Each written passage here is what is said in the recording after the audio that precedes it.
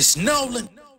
What's going on, y'all? It's the kid J Nolan here. Hey man, this story that I'm about to tell y'all is really insane, man. Like, for all you wannabe rappers out there, I'm gonna just give you a quick tidbit. If you have any criminal history, try to make sure that you get all of that sorted out, cleaned up. If you got to get probation already out the way, parole, you know, any outstanding crimes, any outstanding warrants, man, get some of that stuff buttoned up before you come into the rap game trying to put out music. Because we have this guy, Kenjuan Mcdaniel, who's actually about to start trial for an alleged murder that he committed and then rapped about and then released it in a music video just like YNW Melly. The shit is crazy. It makes absolutely no sense to me. I mean, anybody with decent logic or reason in their mind probably would never do this shit, but I just want to make it known before you get into the game, button up your shit, okay?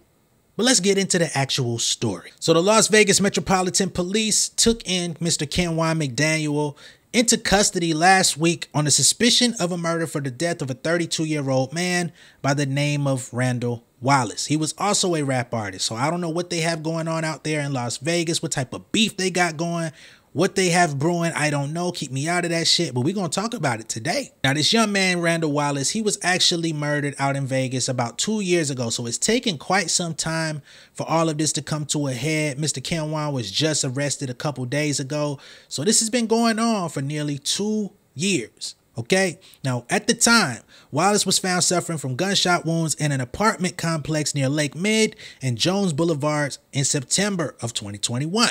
He was pronounced dead at the scene. There was no further investigation on that. He wasn't breathing. He wasn't able to give any information. He was already gone by the time that the authorities got there.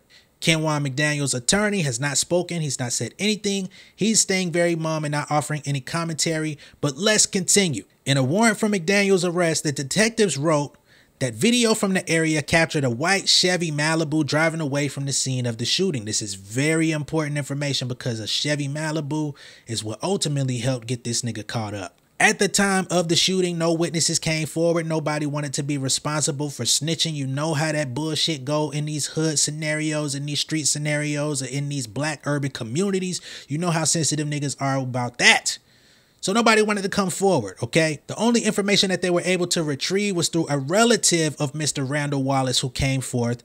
And they say that people believed he was with someone who was the actual target of the shooting. So basically they're stating that they thought their relative was not actually being targeted. He was probably in the wrong place at the wrong time. He was riding with someone else who may have been, you know, involved in some street beef or whatever the case may be. But ultimately, he received those bullets. That happens very commonly in the hood. You know how this shit go. Bullets ain't got no names. However, in November of that year, the plot continued to thicken. Someone called one of the detectives assigned to the case and identified a possible suspect. They only provided a street name, not a real name. And unfortunately, that street name has been redacted from the report.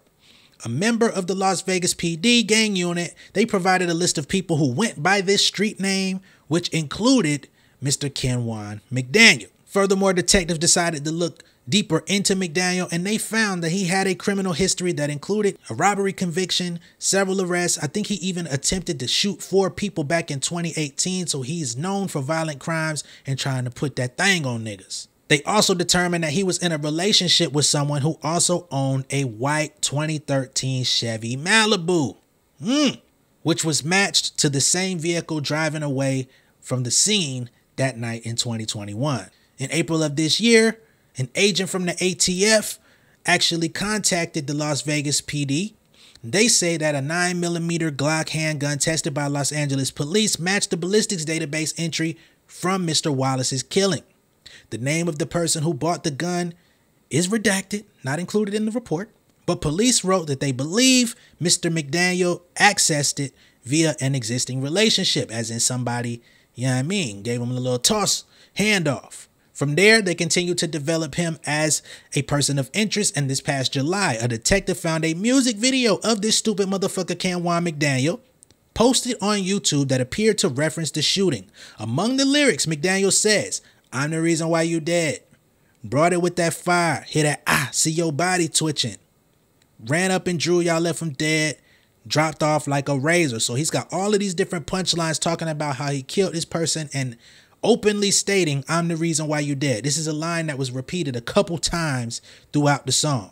Once they evaluated the music video, they say details provided by Kenjuan in this music video were not released to the public and would not be common knowledge. Basically, he's making reference to things that only somebody at the scene would know. Now, of course, we know the streets talk, so information does spread. But as of right now, he is still the primary suspect. They say the facts gathered during the investigation were obtained separately from the music video. The music video further validates the results of the investigation. They found this nigga Kenjuan Mcdaniel on August 29th. He's booked. He's being held without bond or bail. And I think he actually goes into court tomorrow to face trial. For all you rap niggas out there, man, don't end up like this stupid motherfucker, okay? Like I stated in the beginning, if you got any street ties, any prior record, any of that shit, make sure your stuff is buttoned up before you come into hip hop. If you knew anything about rap music from the early 2000s, you know that the hip hop police were very rampant ever since Tupac and Biggie's killing. During the 50 Cent era, the hip hop police were out there.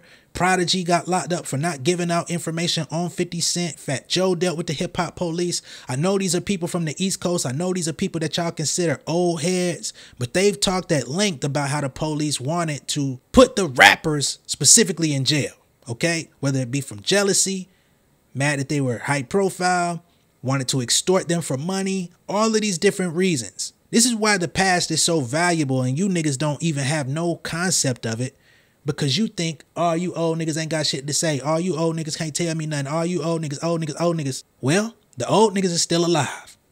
The old niggas is still kicking. They still putting out music to this day while your dumb ass going into the can. The old niggas are patching up their old beefs, doing shows, doing records, getting money, getting their hands on actual chili so that they could take care of their family, friends, and those around them and live a productive lifestyle, while y'all niggas is still rapping about your street beefs and you telling everybody what the fuck going on. How y'all gonna get mad at somebody for snitching when y'all niggas got whole albums detailing everything? All I gotta do is listen to track 3, track 8, track 11, put the motherfucking lyrics together. Okay, he said he had on a black khaki suit. Yeah, Dickies, preferably. Yup. Had on a pair of goddamn Air Jordan 13s. Yup. The black ones, the black and white. Yup. He had, he said he had a 9mm Glock. He said he put the Glock to his top, let it pop, let him rot. Okay, yeah, that sounds about, yup. Got it. You niggas stink, man. Your craft is ass. You ain't got nothing to talk about. You talking about real life issues, so you know that shit gonna come back around, but y'all want it to come back around so that you can try to kill a nigga and rap about it and gain clout on the internet from motherfuckers who ain't even paying you to put the music out. All you doing is getting views. You know what I'm saying? Got unmonetized YouTube channels, talking all this cash shit, right? Putting the shit on IG, going viral, getting on the goddamn Say Cheese. You do understand Say Cheese don't give a fuck about none of you niggas. If you pay to get on Say Cheese, they care about your money. If they post you organically on Say Cheese, it's because you done did some monkey ass shit out here. And when I say monkey ass shit, I mean no Erica Mena, okay? And that stupid shit could be a plethora of reasons. Whether you got locked up, whether you killed somebody, whether you got your dumb ass beat up, you know what I'm saying? Whether you put out a song dissing a nigga that's gonna probably get your ass rocked to sleep. All of these different reasons, but y'all don't be seeing a long game. Y'all only see what's in front of you. Y'all be reaching for shit that really ain't there. You motherfuckers want to be so hard for what reason? You do understand so many other artists that came into the game was gangsters and they was involved in the street life before they came in, but they had to make some choices. Have you ever heard the story about how MC Hammer was supposedly the hardest out, but when he came into the rap game, he dissolved all of that shit? Only time he would allow anyone to see remnants of that is if they literally tried him, right?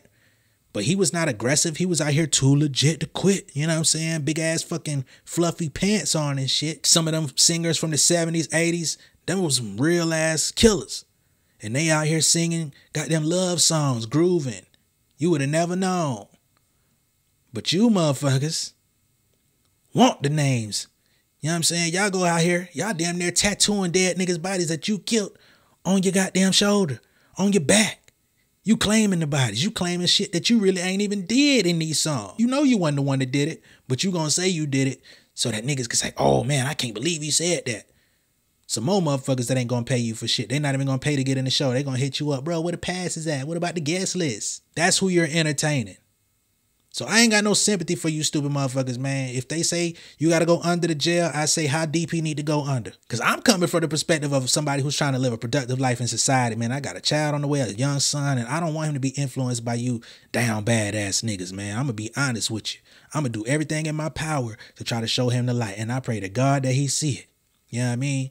Because if not, I might have to put the leather on his ass more than anticipated, you feel me? And it sounds like some of y'all needed that motherfucking leather. Now, in all fairness, he is innocent until proven guilty, but there's a lot of content here that's pointing to the stupid motherfucker, right?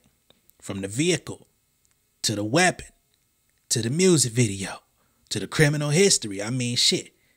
That's 4 pieces right there, and I just read this shit 30 minutes ago. I'm not even investigating the crime. So you know this motherfucker finna go down on the slope, and I ain't talking about a swimming pool. But y'all let me know what y'all think of this down below in the comments, man. Let me know what you think. Am I going too hard on these dumb niggas? Let me know, man. I could be tripping. Maybe I'm a little bit triggered. You know what I'm saying? Because I feel like I be trying to teach people so much about this hip-hop shit, about the music business, about all of these different things. And then when I see these stories, it's like, is there really hope? Should I even give a fuck about any of you guys? Like, am I talking to, like, just the walls in this room? Am I falling up on deaf ears? Because if so, I could easily go do some other shit. So for all y'all out there, just let me know. You feel me? Again, much love and respect. Be sure to like and share this video. If this is your first time seeing me on YouTube, go ahead and subscribe to the channel. Hit the post notification bell for all updates, and I will see y'all on the next one, all right? Peace. It's Nolan.